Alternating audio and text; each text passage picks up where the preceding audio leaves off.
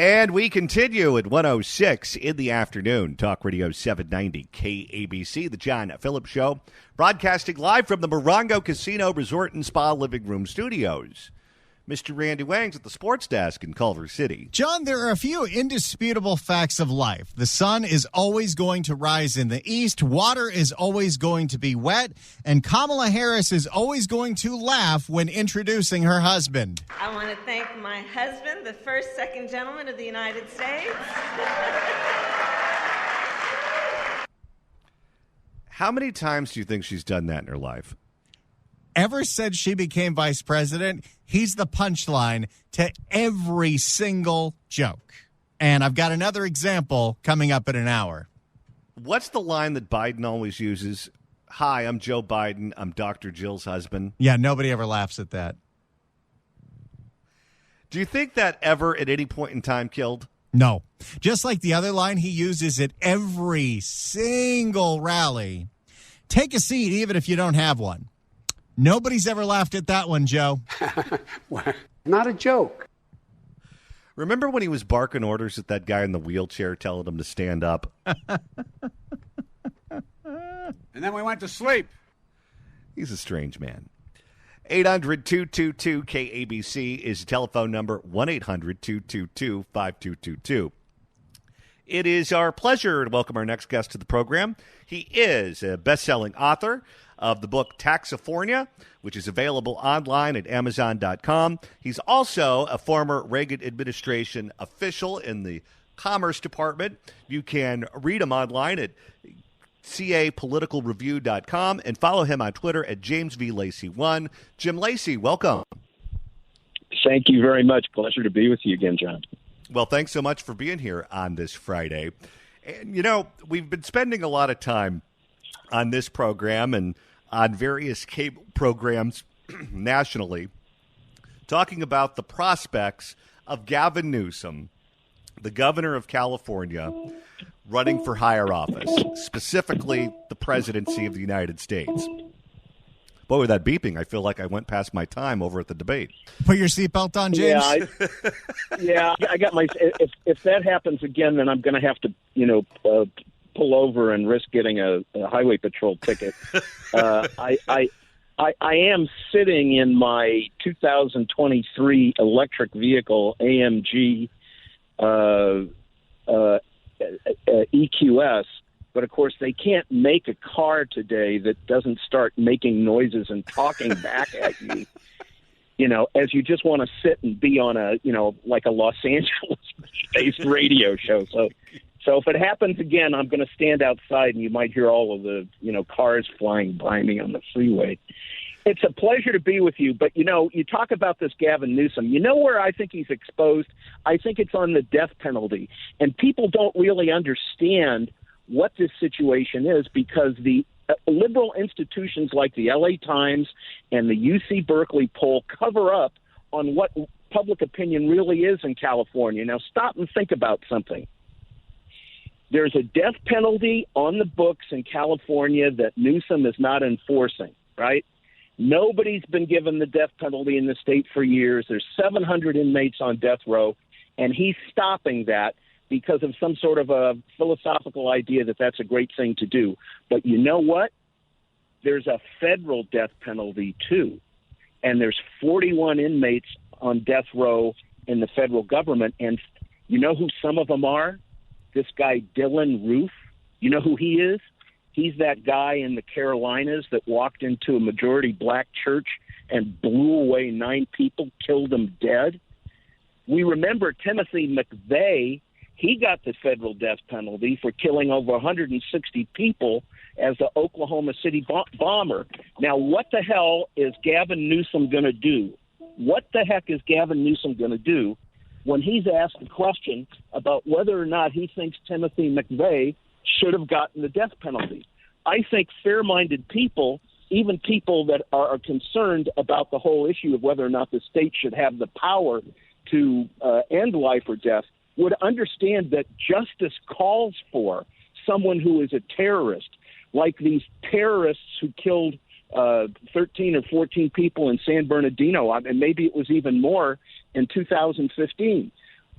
Gavin Newsom is highly exposed on this issue, John, and I think people are going to start to talk about it more and more as we get focused on the issue of crime. Californians know that crime is going through the roof, and you've certainly done a wonderful job talking about it and getting the truth out. If California voters, and you commissioned a poll that showed these results extremely clearly, just as we learned when we went to the ballot box and voted on the death penalty on at least two different occasions in recent years, the people of That's California... Right. 2015, 2016, right. The people of California support the death penalty. And you go back and you look at prior elections, and if the people of California, by the way, support it, that means the people nationally definitely support it. But this became a subject. This became an Achilles heel in the 1988 presidential election for Massachusetts Governor Michael Dukakis, who opposed capital punishment. And it was brought up at the debate by Bernie Shaw of CNN. And that was the beginning of the end, or maybe it was the tank, I don't know. But it was definitely one of the factors that led to the beginning of the end for Michael Dukakis. Now, you're absolutely right. What you're talking about is a guy named Willie Horton, who was let out of prison by Dukakis on leave. I mean, this guy was an awful criminal. But Dukakis let him out on leave, and what did he do? He went out and he committed crimes again. And then he couldn't answer the question about his wife. That was the very first question, that if his wife was murdered, what would how would he feel about the death penalty? And he flubbed it. Look, we can get into philosophical debates one way or another about the death penalty, but this really rolls into one thing. It's about enforcing the law. Ronald Reagan may not have believed in abortion, but he understood that there was an abortion law in California that he had to faithfully enforce. Now, he tried to do things at the national level and in California that would lessen the impact of it, that fit with his philosophy. But you can't just have faith in a politician that doesn't enforce the law. We have a death penalty in California. The reason I did this poll, John, is because the LA Times and the UC Berkeley poll are totally in cahoots. The last poll that they've done on the death penalty, and they're covering up for Newsom, was in 2021. It was a 2-question poll, and the LA Times comes out and they write a big story about it. And they say, support for the death penalty is going down in California. That was all wishful thinking. I spent $30,000 on this poll that we just did the end of July. I did it with a group called Cigna. They're a great polling firm. I asked them to use exactly the same methodology that UC Berkeley uses. We polled 1,000 people, which is somewhat a little bit less than Berkeley usually polls, but it's within a 3% margin of error. And what did we find? 53% of registered voters support the death penalty law. 56% of likely voters support it. And when it comes to Newsom's moratorium has seen a decided and marked shift against his position. There are now 14% less people that support his moratorium. 7% more that say that the moratorium should be taken away. So, we have a situation where we know crime is up. 65% of Californians in my poll feel that unsafe. They felt that they're more unsafe in the last 2 years. 3 out of 4 Californians think that crime has gone up in the last 24 months. And 20% of Californians say they've been a victim of crime or someone in their family. This is ridiculous. So it's quite natural to believe that with all this rampant crime, with all this petty crime, with all these break-ins, with all these smash and grabs, that people are going to support consequences for our criminals. And the death penalty is one of them. And Newsom's wrong to not enforce that law. And I'll tell you what other story I think cuts against Newsom on this, and that is the fact that the state of California recently released Leslie Van Houten from prison who was one of the Manson family killers. She killed the LaBianca family in cold blood, was convicted, was sentenced to die. Of course, the courts overturned the death penalty, and she got life in prison. But life in prison doesn't really mean life in prison. Life in prison means you're there until we decide to let you out. And the public was reminded yet again that life in prison doesn't mean life in prison. If someone did something so bad that they got to go, the only way that you can ensure that's going to happen is by the death penalty. Because if you give the state of California any wiggle room, it doesn't matter how bad they are, eventually they'll get let out. I think you're absolutely correct there. And we have to recall as well that Sirhan, the murderer of Robert F. Kennedy, also received the death penalty, but just like Leslie Van Houten, because of an activist court, his death penalty was taken away by the California Supreme Court on some sort of this similar technicality. And then what happens? Subsequent to that, the state of California votes 3 times in favor of the death penalty. Every time the death penalty has been on the ballot, Californians have voted in favor of it, even at times where we haven't had all of this surge in crime. I'll tell you, if our politicians don't look at the fact that people are scared, it used to be you'd vote your pocketbook. And in this poll, I actually asked a question that the pollsters in California never ask.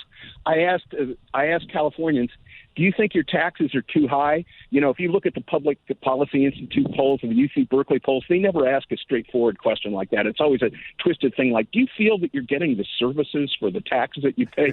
I just asked the question, do you think that your taxes are too high? 75% of the state of California agree that taxes are too high, and over 50% of Californians say they're way too high. Now, John, I ask you this question.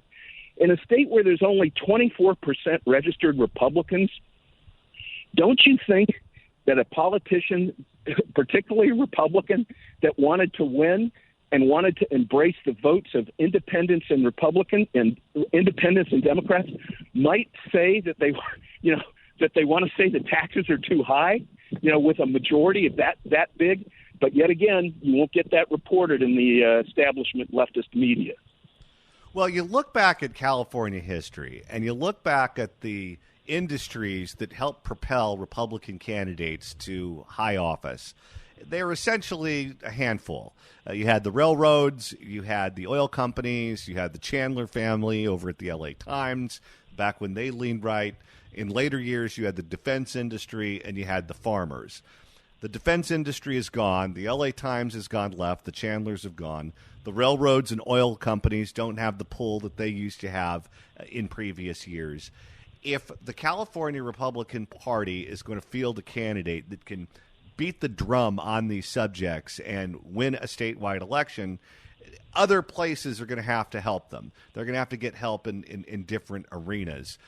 When you look at the results of this poll, where is that help going to come from? Is it going to come from Asian voters? Is it going to come from Latino voters? Is it going to come from the tech industry? Where is it going to come from?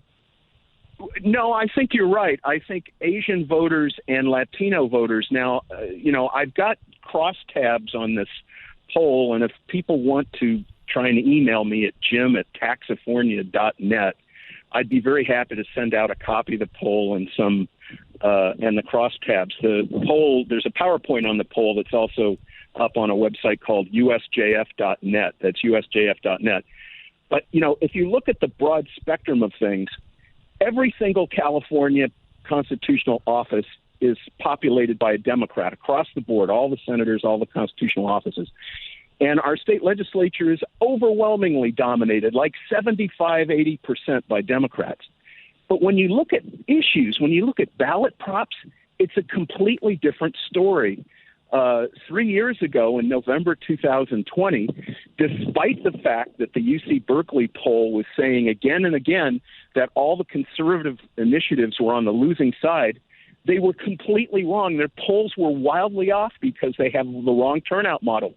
Californians show at the polls on issues that they are moderate and conservative, that they're not this stark progressive liberal. We defeated high taxes in that election. We defeated no cash bail. We defeated rent control. And then to what you're saying about Asians, and we defeated these affirmative action programs that have been promoted by the Democrats and that have suppressed or have attempted to suppress the participations of young, bright Asians in our educational institution.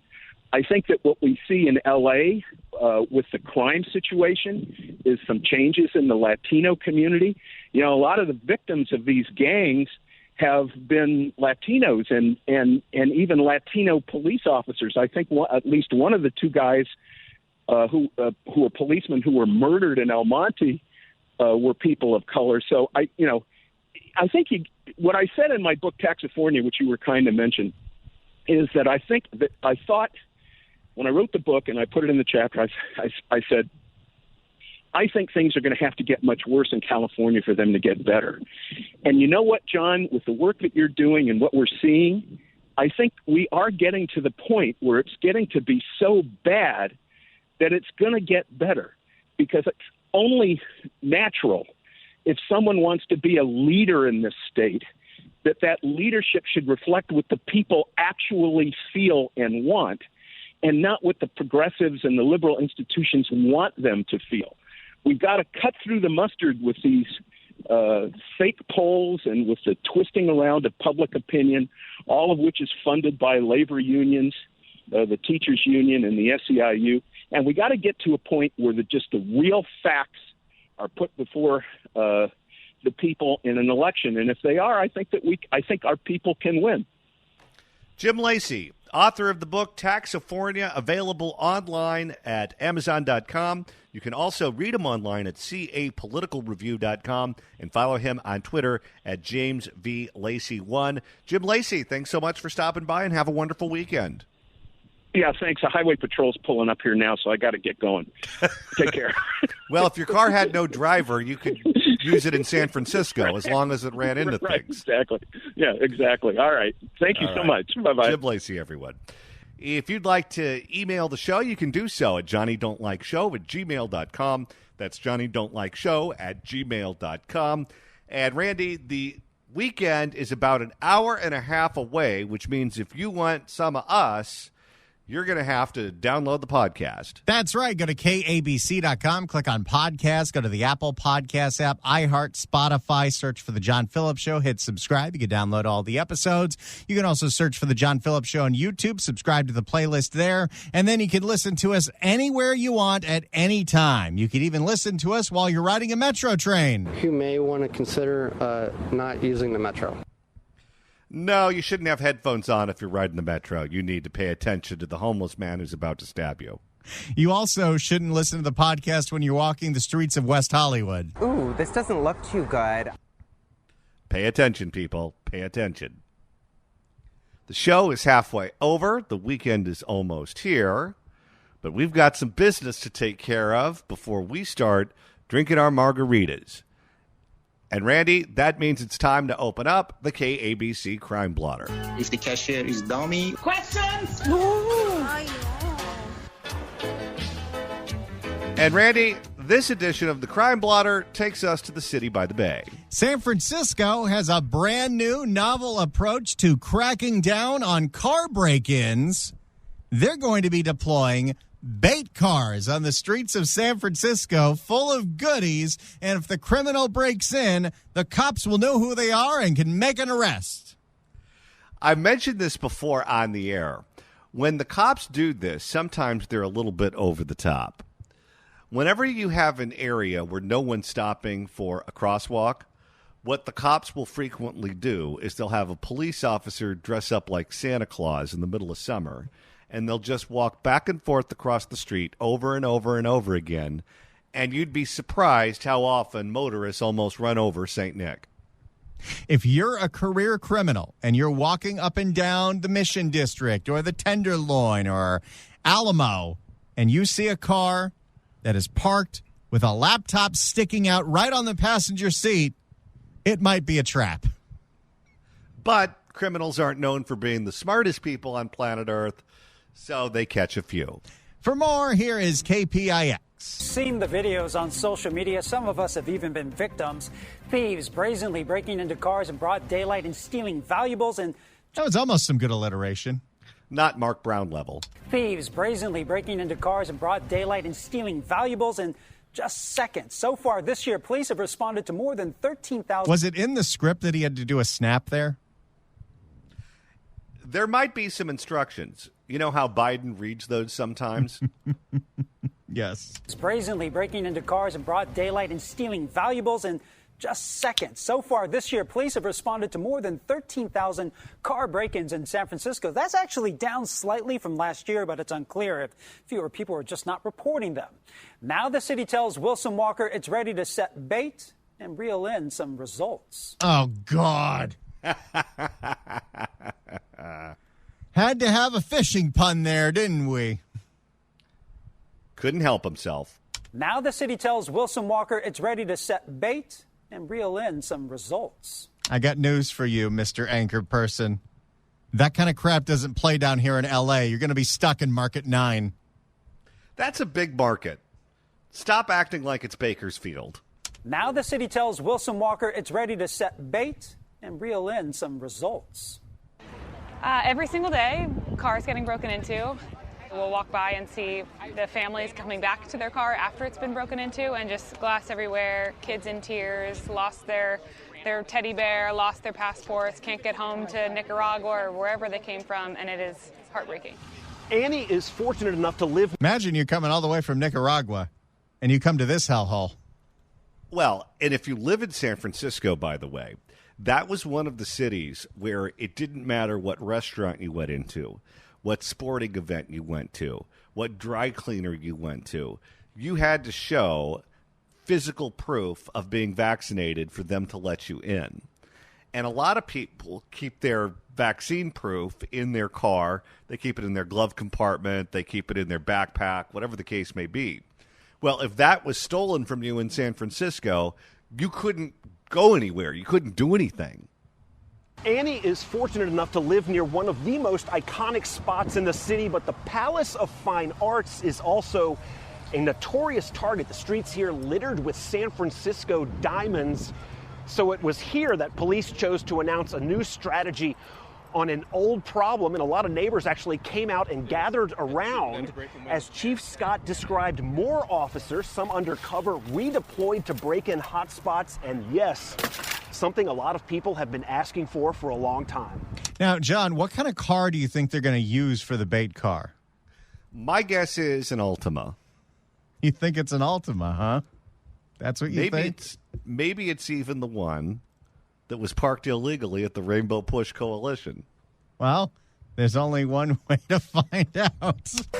That was an Altima LTMA 4899410. Please move it now. You're blocking someone.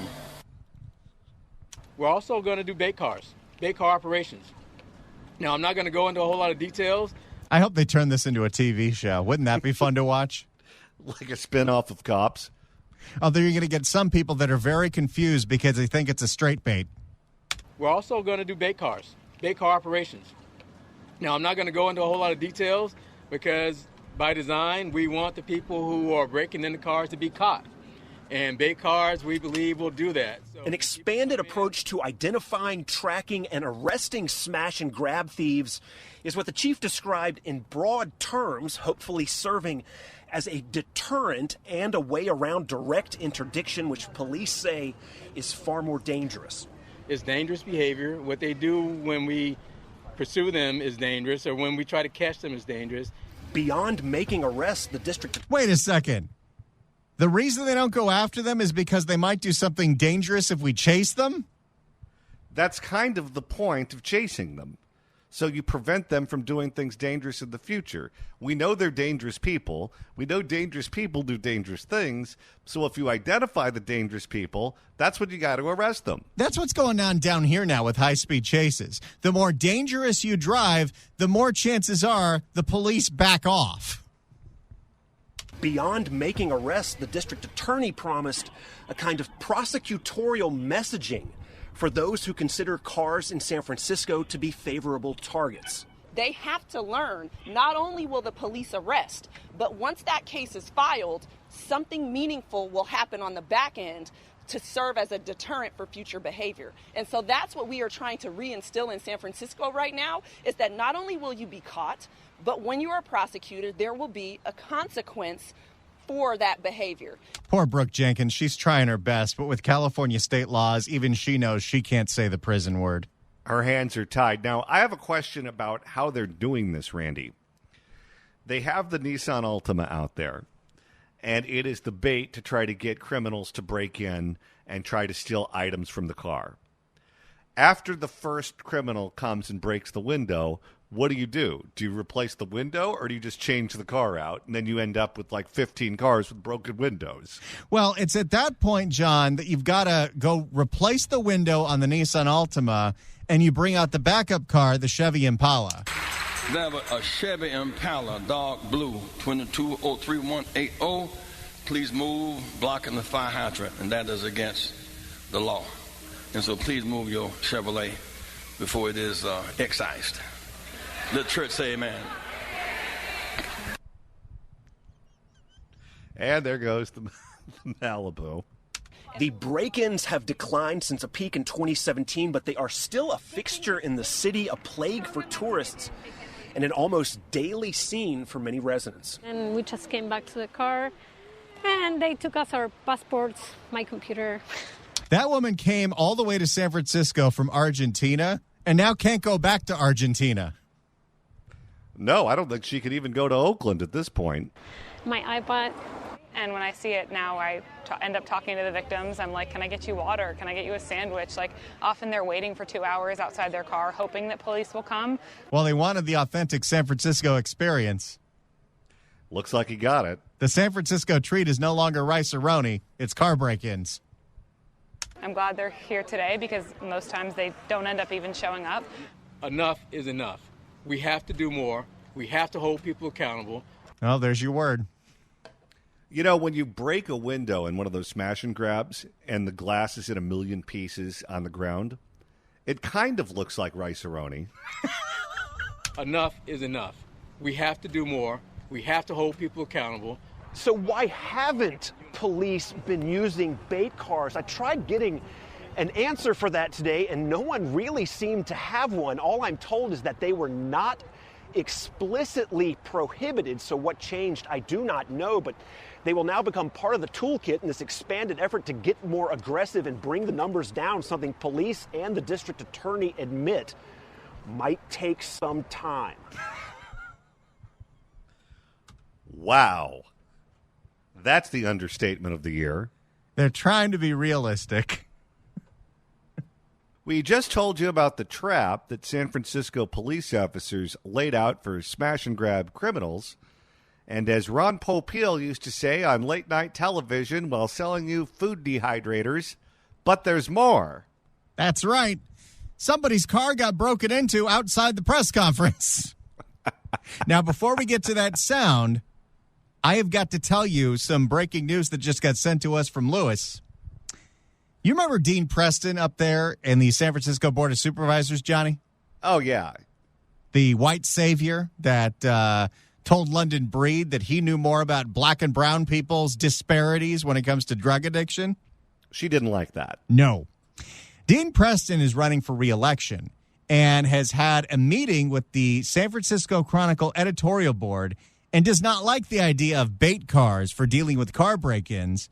Preston would take, quote, a softer approach, enlisting a non-police property crimes unit to patrol the streets unarmed.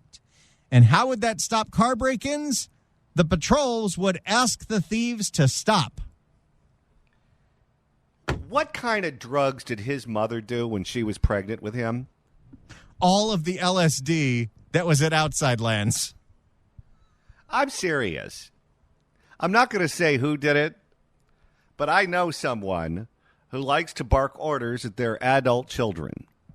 And when she barks orders at her adult children and they don't do what she tells them to do, she says, you have to do what I tell you to do. I quit drinking and smoking for 3 months while I was pregnant with you. Oh, apparently Dean Preston said that in 2019, not this week. But it's still ridiculous. There's still brain damage at some point in that family tree. Now let's go to the break-in that happened during the press conference about break-ins. Here's KGO. People that do this have to be held accountable. SFPD Chief William Scott is talking about a crime spree that's reached epidemic proportions. Brazen car break-ins are happening every day across the city, especially in popular tourist areas. We are restaffing our deployment for our tourist areas. Scott says his department is adding more officers in tourist neighborhoods, and he plans to use bait cars to catch thieves. So when people come in to this city, or people who are in this city break into cars, they may be breaking into cars that are put out there by the San Francisco Police Department. We intend to catch people in the act. These are very, thank you. What an ironic thing, right? What are the chances? Ironic, considering moments before this news conference began at the Palace of Fine Arts, tourist Lindsay R from Missouri had her family's rental car broken into.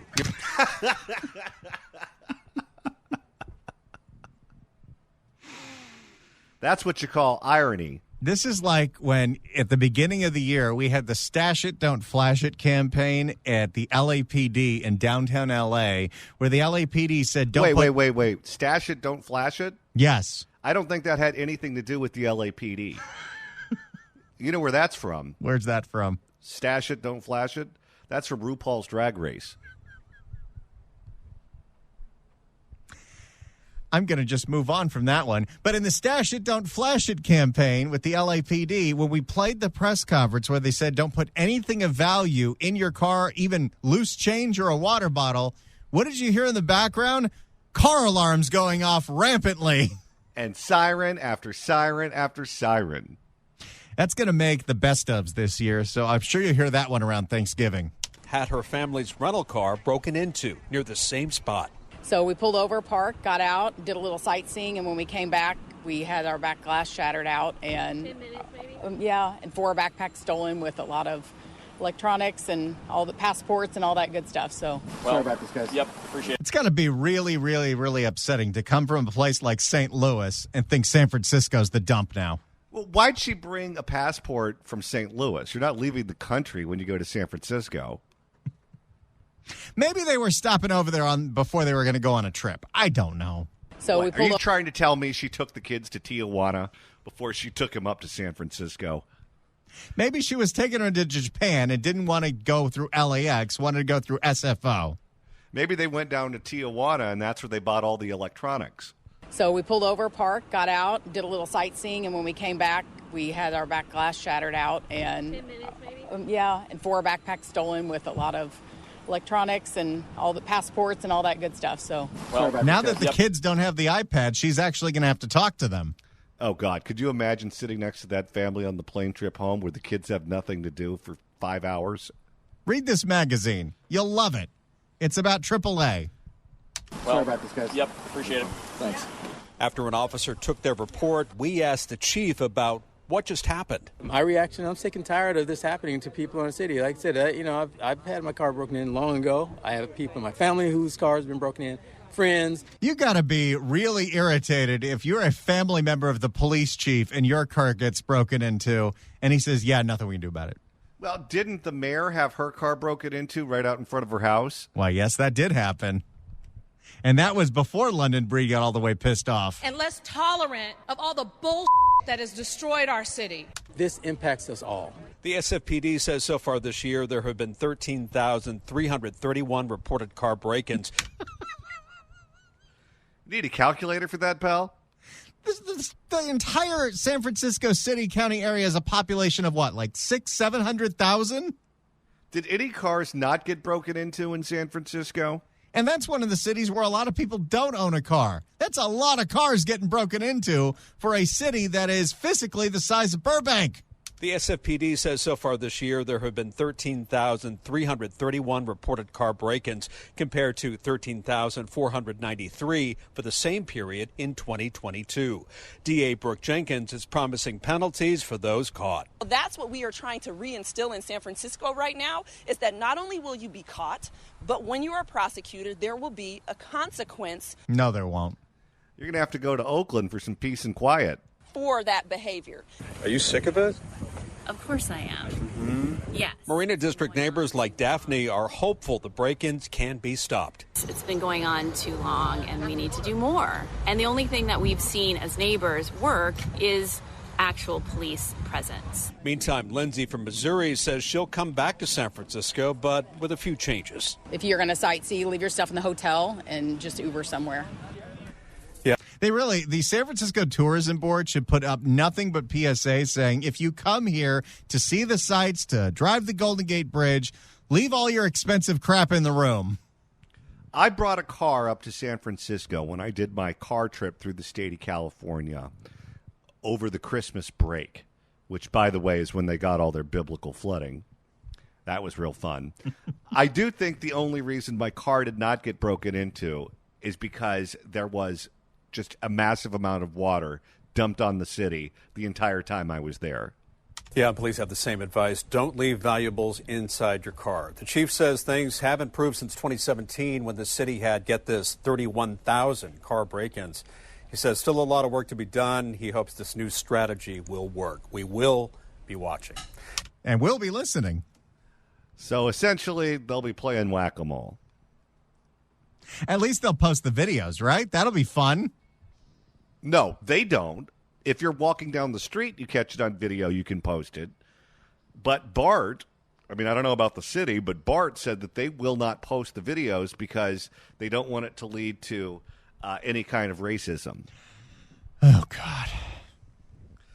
All right, we've got one more hour coming up on the John Phillips Show. The armed liberal, Mark Danziger, is next. Don't you go anywhere. Talk Radio 790 KABC. That's your final warning.